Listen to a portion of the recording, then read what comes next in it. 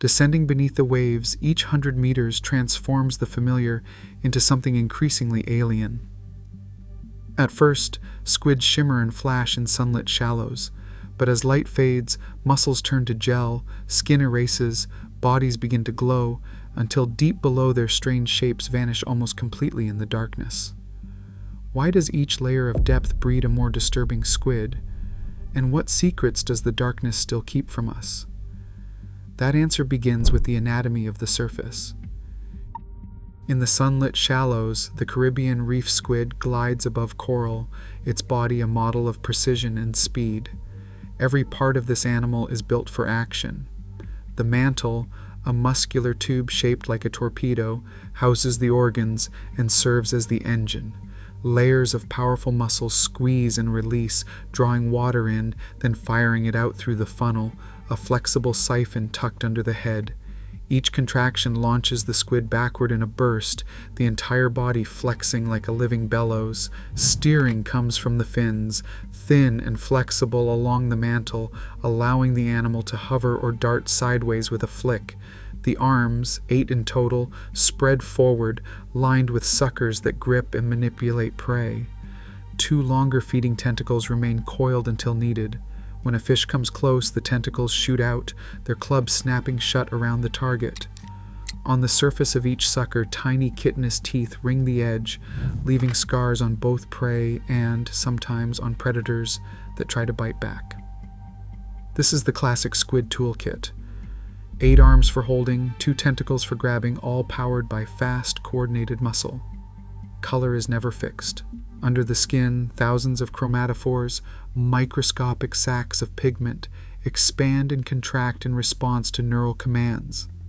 When relaxed, the skin is pale, almost translucent. With a signal from the brain, pigment cells flare open, turning the animal from ghostly white to deep brown, even flashing patterns in waves along the body. These color shifts serve as camouflage, warning, or conversation.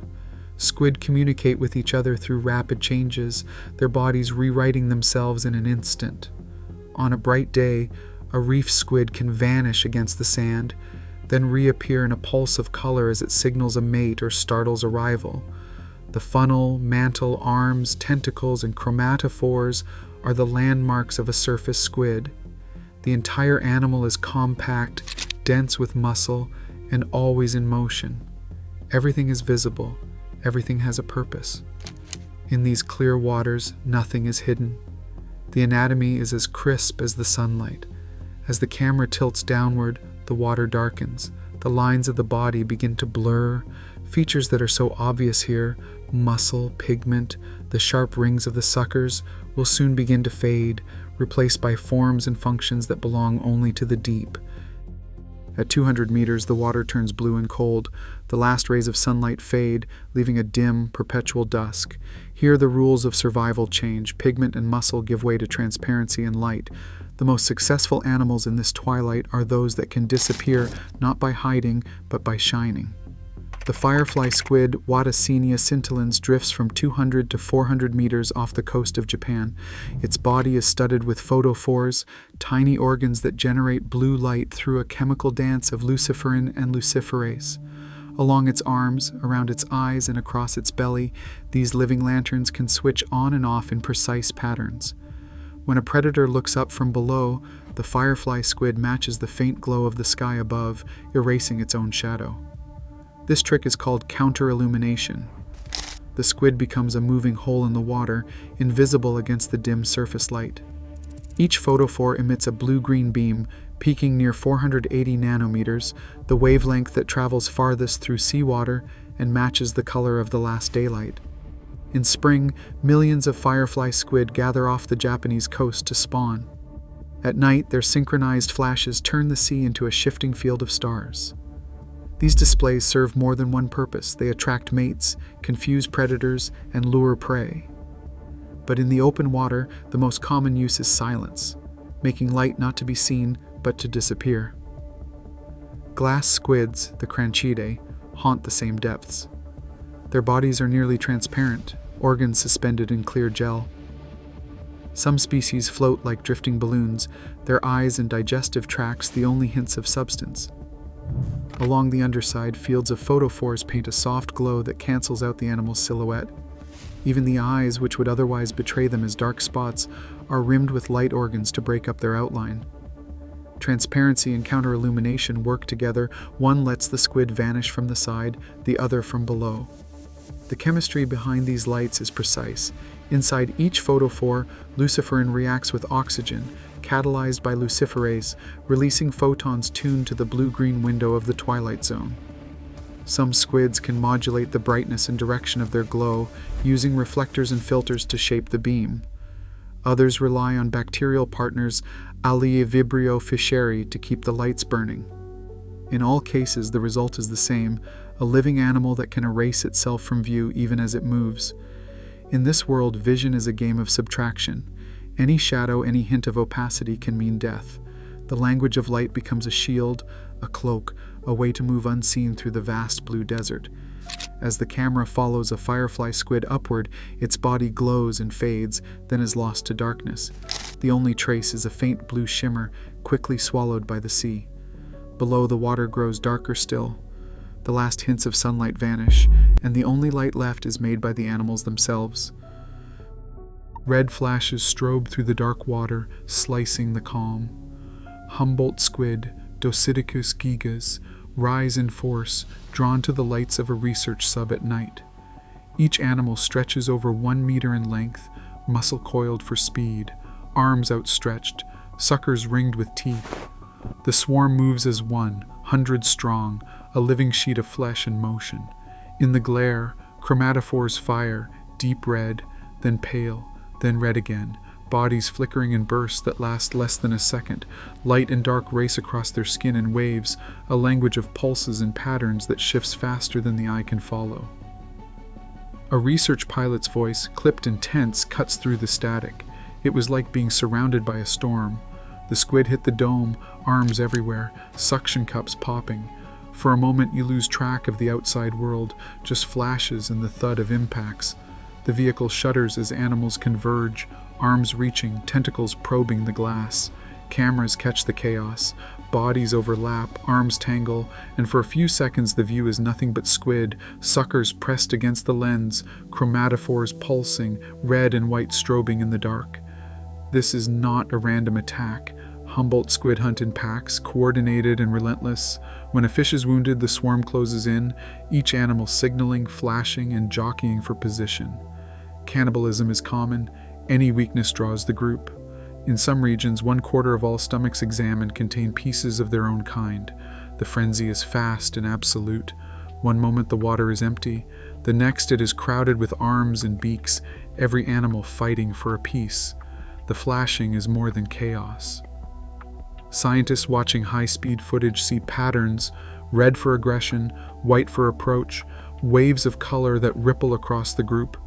Each pulse seems to carry information: who attacks, who retreats, who risks becoming prey. Signals travel in fractions of a second, faster than any human can respond. In the heart of the swarm, the line between hunter and hunted blurs. These squid are built for the shifting boundaries of the ocean. By day they dive deep, hundreds of meters down, where oxygen is scarce and the water is cold. At night they rise toward the surface, following prey and the edge of the low oxygen zone. Few fish can survive here, but Humboldt squid thrive. They suppress their metabolism, tolerate the thin air, and hunt where others cannot. As the climate warms and oxygen pore layers spread, their range expands. In the last 2 decades, they have surged north from Mexico to California, Oregon, even Alaska, and south to Chile. El Nino years, warmer water, and the growth of dead zones have opened new territory. Scientists track the change, new fisheries, new stories, and new risks for anyone working the night shift offshore. In the dark, the swarm dissolves as quickly as it appeared. The pilot steadies the sub and breathes out. Only suction marks and scratches remain on the hull. The lights dim, and the water closes over the scene. Below, the ocean grows colder, the darkness thicker. The next descent begins. A faint blue pulse flickers in the abyss, far below the reach of Sunlight or Humboldt squid. At 1,000 meters, water presses in with 100 times the surface force. Here, life is reduced to shadows and outlines. For generations, the giant squid existed as rumor, washed-up carcasses, sucker scars on sperm whales, pieces tangled in nets. The living animal remained a myth, always just out of reach. In 2012, the myth shifted. Tsunami Kubadera and Edith Witter's team lowered a camera system called Medusa into the black waters off the Ogasawara Islands. Medusa was built for patience, using a dim red glow invisible to most deep-sea eyes. Its lure, a ring of blue LEDs, mimicked the bioluminescent distress of a jellyfish, the kind of signal that ripples through the dark when a predator passes. The camera waited, silent, as the lure pulsed, imitating the language of the deep. Hours passed. Then a shape emerged. Arms, impossibly long, trailed behind a massive mantle. The animal moved with slow, careful strokes, its skin catching flashes of copper and silver in the low light. Even on film, only fragments appeared at once, a sweep of mantle, a single arm, then the eye. The giant squid's eye is nearly 25 centimeters across, rivaled only by the colossal squid. These eyes are built for darkness, collecting every stray photon, tuned to catch the faintest silhouette or a sudden spark of bioluminescence. Scientists believe the squid can spot a sperm whale by watching for the glow of startled plankton, tiny flashes set off by the whale's passage, visible from tens of meters away. The Medusa's lure triggered the squid's hunting instinct. In the footage, the animal approaches, arms extended, tentacles reaching. It circles, then closes in, testing the lure with careful precision. The camera records each movement, but never the entire animal at once. Even in this moment of revelation, the giant remains partly hidden, its true scale impossible to capture in a single frame. Estimates put the largest giant squid at 10 to 13 meters from mantle to tentacle tip. The arms are lined with suckers rimmed in chitin, leaving scars on the whales that hunt them. The body is soft and flexible, built for drifting in the dark and sudden bursts of speed. In these depths, color fades, only shape and shadow matter. Meters become a measure of silence. The eye, always searching, becomes the final reveal. In the Medusa footage, it appears as a dark disk, rimmed with a faint reflection, filling the screen with its emptiness. Not built for detail or color, it is a sensor for the unseen, tuned to the faintest hint of life. Here, to see is to survive. The Medusa team's success lay in building a machine strange enough to fool the squid. Traditional submersibles failed, too bright and too loud. Only by mimicking the deep, subtle cues did the camera become invisible. Even so, the footage is incomplete. The squid slips between the edge of the frame and darkness. The sense of scale lingers, but the full animal remains hidden. The ocean keeps its secrets even in discovery. As the Medusa's lights fade, the giant squid drifts back into blackness. All that remains is the memory of an eye, wide and unblinking, watching from a world where light is rare, and every encounter is a fleeting trace. On a freezing February morning in 2007, the crew of the San Aspiring hauled something from the Ross Sea that no one on deck had seen alive. It was a colossal squid, Masonichoteuthis hamiltoni, nearly 3 meters of mantle, arms as thick as a man's wrist, and a mass that tipped the scales at 495 kilograms. The animal thrashed on the ice-glazed deck, its skin flushing brick red, tentacles twisting around the fishing lines. For the crew, the immediate question was how to preserve a creature this size. They cleared space in the ship's hold, packed the body in ice, and froze the entire specimen solid before the long journey back to New Zealand. At Te Papa, the Museum of New Zealand curators faced a rare opportunity. Most deep-sea squid arrive in pieces, arms torn, tentacles missing, bodies collapsed by pressure and time. This one was almost whole. When thawed, its anatomy revealed a toolkit unlike any other. Along the arms, straight hooks jutted between rows of suckers, barbs designed to grip and hold. The two feeding tentacles ended in clubs lined with swiveling hooks, each mounted on a rotating base, able to twist deeper as prey struggled. These are not the simple tooth suckers of the giant squid. Here the hooks turn, catch, and refuse to let go, locking onto flesh in the dark. The colossal squid's body is shorter and heavier than its cousins, built for ambush rather than pursuit, with a mantle as thick as armor and eyes the size of dinner plates. Even with the specimen preserved, much remains uncertain. The hooks and suckers can be counted, measured, compared, but the living animal, its movements, its true scale in the abyss, are still mostly guesses. The sand-aspiring squid stands as both evidence and reminder. Even when the body is intact, the life it lived is mostly out of reach. A pale shape drifts into the narrow cone of the ROV lights, arms and tentacles trailing behind in long jointed lines. The body seems small, barely a meter from fin to fin, but the arms hang down more than 6 meters, each tipped with threads too thin for the camera to resolve. This is Magnapinna, the bigfin squid, caught for a moment at 2,385 meters in the Gulf of Mexico by a NOAA robot. The arms bend at sharp angles, elbows held wide, and the appendages dangle straight down, vanishing into the dark. No one has ever filmed a bigfin squid in full detail. Every encounter is a fragment, a fin edge, a glint of gelatinous skin, a sudden retreat into blackness. The deepest confirmed sighting comes from a submersible in the Philippine Trench, where a bigfin appeared at over 6,200 meters, beyond the reach of sunlight, where pressure flattens even steel.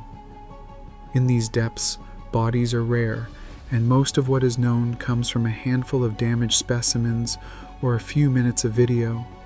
Sometimes all that remains is a trace, a genetic signature drifting in the water.